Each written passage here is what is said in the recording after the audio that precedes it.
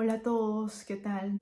La semana que pasó vi noticias sobre Perú, mi país, que en el departamento de Cajamarca hubieron personas que atacaron a una colonia de murciélagos en una cueva. Los pobladores fueron a atacarlos con fuego y tenían la intención pues de eliminarlos. Yo he visto esto en varias noticias, pero a mí me hubiera gustado que alguna de esas fuentes entrevistara a estos pobladores o alguno de ellos para saber realmente qué pasó, por qué ellos tomaron estas acciones. Lo que dice en alguna de las fuentes es que los pobladores atacaron a los murciélagos porque pensaron que podían contagiarse del coronavirus. Debido a eso, yo he decidido hacer este video. He pasado todo el día de ayer leyendo información sobre cómo los murciélagos están relacionados al coronavirus y a la pandemia que ocurre actualmente en el mundo. Y también buscando la mejor manera en cómo puedo explicar a todos los que me pueden ver la importancia de los murciélagos en nuestra vida y los distintos ecosistemas donde ellos habitan. Primero voy a empezar explicándoles cuál es la relación de los murciélagos con el coronavirus COVID-19. Este tipo de virus, coronavirus, ya se conoce hace muchísimos años e incluso se conoce que hay cepas que podían infectar al hombre y de hecho hay cepas que han infectado al hombre anteriormente. Las más conocidas, lo deben haber escuchado en los medios de información, es aquella que se denominó SARS, que causó una infección también en China en el año 2002, y otra que se ha denominado MERS, que causó infecciones al hombre en el año 2012. Entonces, a raíz sobre todo de la infección por SARS, se empezó a estudiar a profundidad los coronavirus. De esos estudios se aprendió que el hospedero ancestral de ese tipo de virus, conocido como coronavirus, eran los murciélagos, diferentes especies de murciélagos. Incluso se sabe que son muchísimas especies alrededor del mundo que son portadores de distintas cepas de coronavirus. La primera pregunta que quiero tratar de contestar es si fueron los murciélagos los animales que contagiaron el coronavirus al hombre. En los artículos científicos que he leído no he encontrado información concluyente que diga sí, el paso se dio directamente de los murciélagos a los humanos. Lo que se explica en los artículos científicos son posibles alternativas de cómo el humano puede haber contraído el coronavirus, que es similar al caso de SARS y al caso de MERS. Al actual coronavirus voy a referirme a él como COVID-19 y así no nos confundimos cuando estoy hablando de las distintas cepas. Las alternativas que se manejan de contagio son, primero, que puede haber sido un contagio directo de los murciélagos a los humanos, y la segunda alternativa es que no ha sido un contagio directo, sino que ha habido un hospedero intermedio. Y en base a lo que leo, pienso que la ciencia se inclina más por la segunda alternativa, de que debe haber habido un hospedero intermedio, ya que al comparar la información genética de las cepas que han infectado al humano con las cepas que se encuentran en murciélagos, el porcentaje de similitud de la información genética no es muy elevado, lo cual sugeriría que debe haber habido alguna cepa intermedia que sea más parecida a las que han infectado a los humanos. Esto está apoyado por estudios más profundos que se han podido hacer sobre la cepa de SARS y la cepa de MERS, porque ya han pasado varios años desde que han surgido esas infecciones. Por ejemplo, en el caso de SARS, los estudios sugieren que hay un posible intermediario identificado como un animal carnívoro de la familia Viverridae. Esta familia no se encuentra en Sudamérica, entonces no tengo un nombre común para el animal para decirles, pero son carnívoros que son parecidos a los mustélidos. Y bueno, en Sudamérica tenemos mustélidos como las nutrias, las martas, los hurones. Entonces, en el caso de SARS, se identificaron cepas dentro de estos animales carnívoros que tenían porcentaje de información genética más parecidas a la cepa de SARS. Entonces, por eso se sugiere que el intermediario en SARS hubiera sido un animal de este tipo.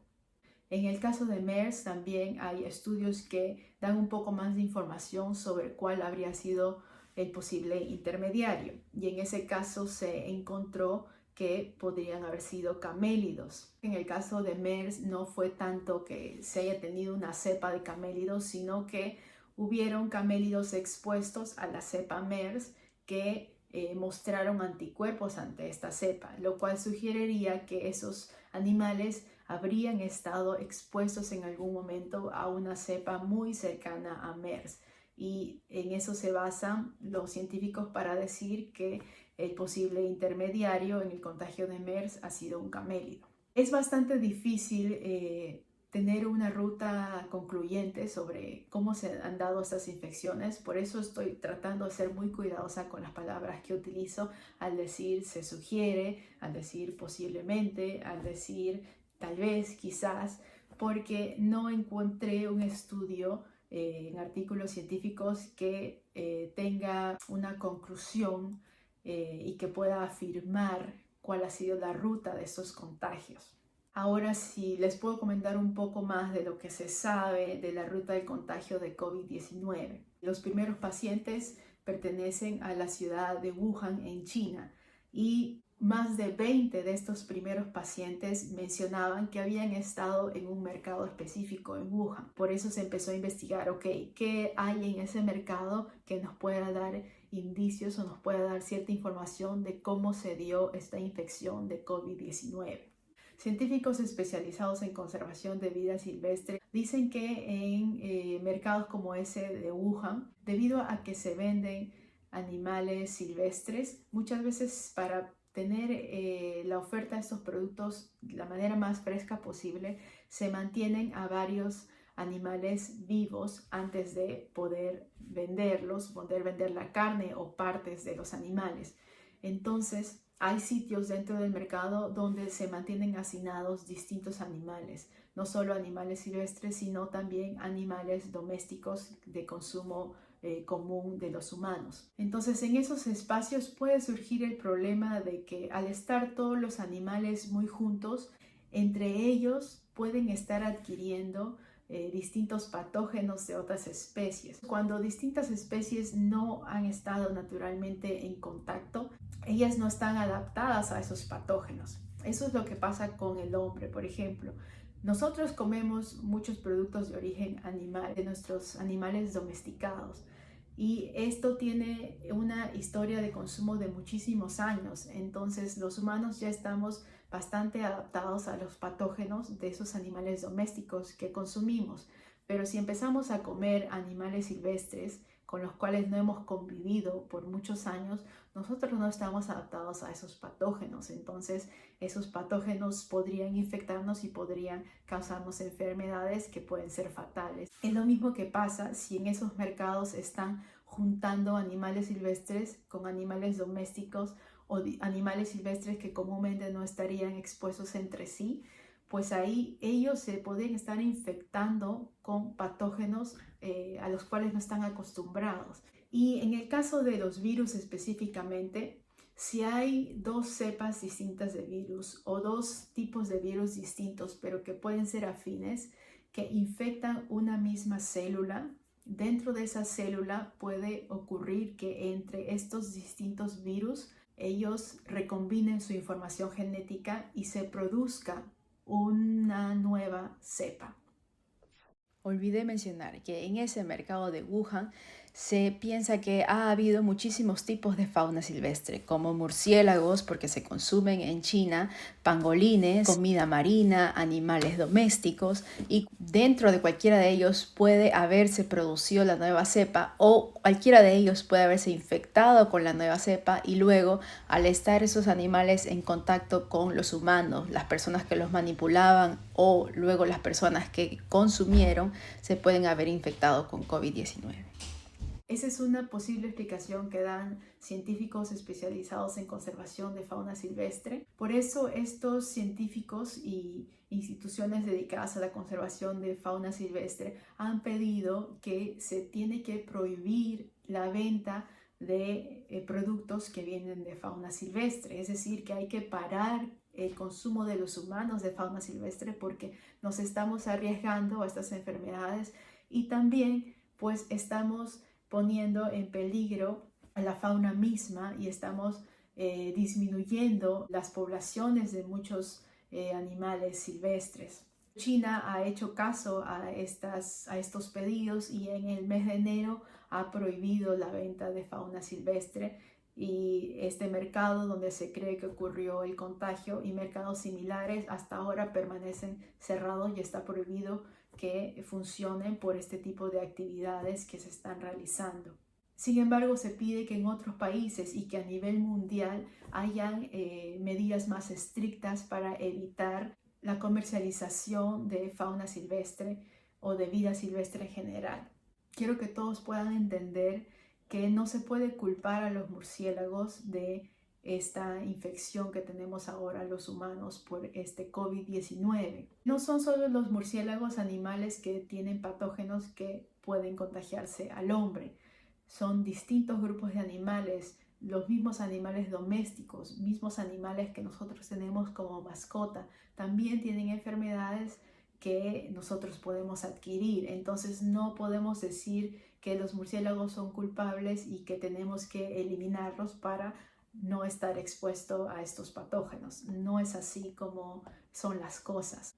Ahora quiero hablarles un poco más de los murciélagos. En la primera parte del video les he hablado de virus. Yo no soy viróloga, yo no estudio enfermedades infecciosas como el coronavirus, tampoco estudio al hombre, pero algo que sí soy es ecóloga y por muchos años he estudiado murciélagos que se alimentan de plantas, específicamente murciélagos nectarívoros.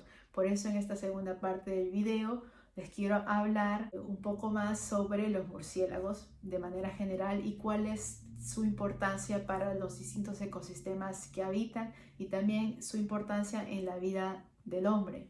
Los murciélagos son los únicos mamíferos voladores y son los mamíferos que tienen mayor número de especies después del grupo de los roedores. Por eso los murciélagos, como son tan abundantes, están distribuidos en casi todo el mundo, con excepción de los polos, regiones muy frías. Existen más de 1.300 especies de murciélagos en todo el mundo y de esas especies la mayor cantidad se dedican al consumo de insectos. ¿Cuál es el beneficio que dan animales que se alimentan de insectos a un ecosistema?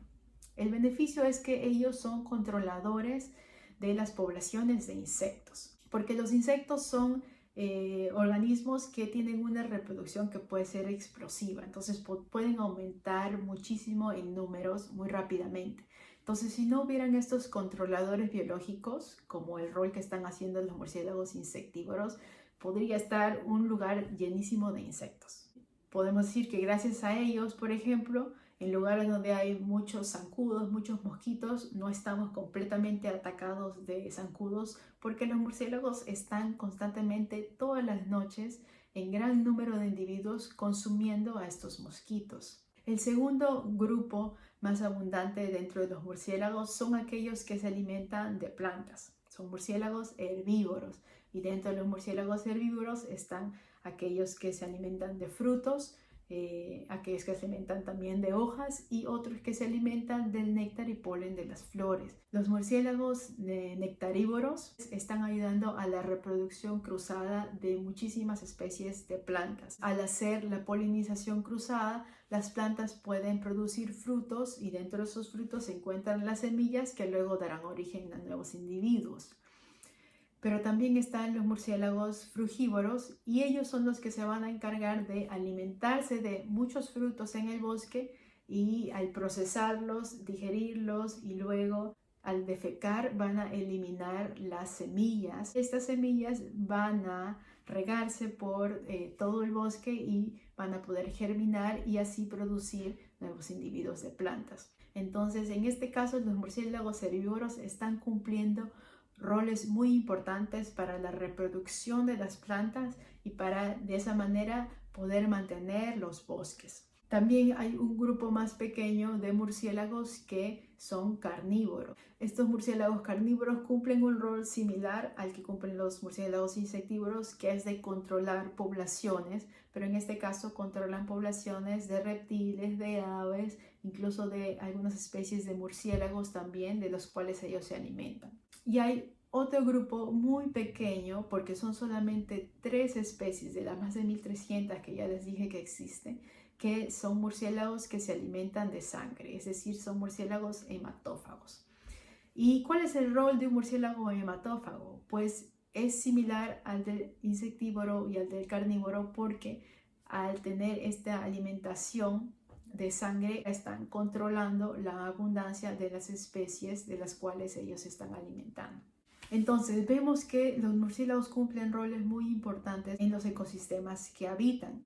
Y de esa manera también hemos visto que nosotros estamos favorecidos porque nos dan servicios ecosistémicos. Es importante que entendamos que no podemos ahora culparlos y perjudicarlos. Por el contrario, son animales que nosotros debemos de cuidar. Tenemos que ser conscientes que nosotros, al tener una población con un número de individuos tan grandes, nosotros los humanos nos hemos acercado más y más a la vida silvestre, en este caso a los murciélagos. No son ellos que están viniendo a vivir cerca a nosotros, no, sino es que hemos sido nosotros los que nos hemos expuesto más y más a vivir más cerca de ellos. Quiero recomendarles que para más información sobre los murciélagos, ustedes recurran a páginas de instituciones científicas que tienen departamentos o que tienen oficinas específicas que se dediquen al estudio de los murciélagos. Quiero felicitar al Museo de Historia Natural de la Universidad Nacional Mayor de San Marcos de Lima, Perú, porque a raíz de esto que ha pasado ha compartido muchísima información relevante y muy importante sobre los murciélagos para informar a la comunidad de que estos animales no son dañinos, por el contrario, son muy beneficiosos para nosotros y para los ecosistemas que habitan. También los quiero invitar a que puedan buscar un video antiguo mío donde yo comenté sobre mi trabajo con murciélagos nectarívoros, si es que quisieran tener un poco más información de eso y saber cómo es que yo he aprendido de los murciélagos. Quiero pedirles que me ayuden a compartir este video y de esa manera me ayuden a proteger a estos animalitos. Muchas gracias como siempre por verme. Adiós.